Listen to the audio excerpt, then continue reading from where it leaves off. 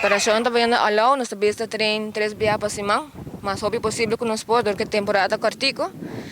E nós estamos vendo bom, mas não vou estar já sabe ainda. E como essa forma de seleção aqui? Nós estamos tem 5 muchos que te interessa para vai. Nós escolhe diferente mucho maior, acerca maior na diferente time que quer join.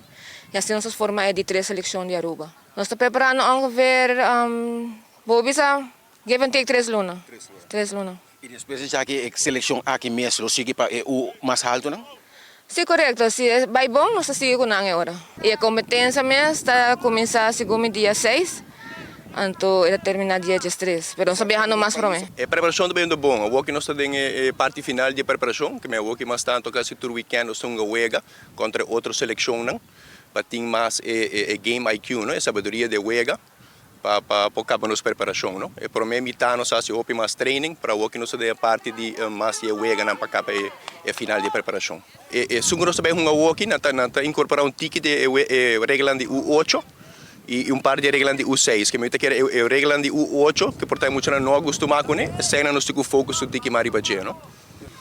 A seleção está agora formar cinco Ghana, tem One League, é o processo de formação também. É também manager, é aqui o coaching staff junto com outro manager de outro time, e não também selectado em diferentes times para a seleção.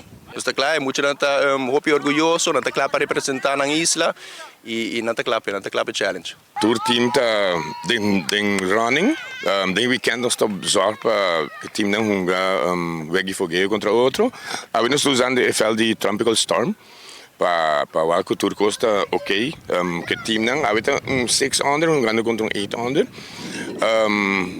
É bom estar de Fort Myers, que nós podemos com diferente equipo.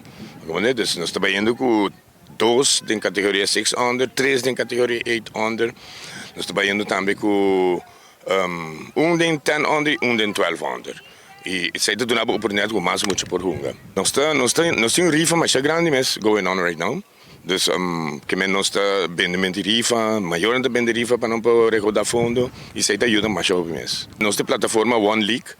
Dus nós estamos organizando campeonato e campeonato não é quando bem não cai diretamente de calor com Babe Ruth e hope contento com mais mucha por participar. Dus vou para com diferente time. Então isso está ser great. Porque o time porta nós também com mucha não nunca portar também seleção, mas não está um estímulo que porta para outro bebê não porta de seleção.